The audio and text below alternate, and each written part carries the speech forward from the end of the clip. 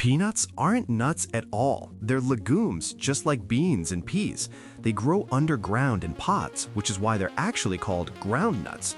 Real nuts, like almonds and walnuts, grow on trees. Legumes have a special superpower. They fix nitrogen from the air into the soil through bacteria in their roots. This makes peanuts naturally fertilize the ground they grow in. Farmers have used this for centuries to rotate crops and keep soil healthy. Peanuts are the only legume that develops its seeds underground. After the flower is pollinated, the stem bends down and pushes the developing pod into the soil to mature. This bizarre growth pattern is completely unique in the plant world.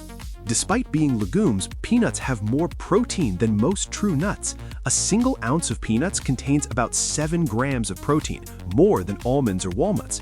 They're nutritionally closer to meat than to the nuts we think they are. So, the next time someone calls peanuts nuts, you can correct them. They're actually legumes masquerading as nuts. Which fact surprised you most? Comment below and follow for more mind-blowing discoveries.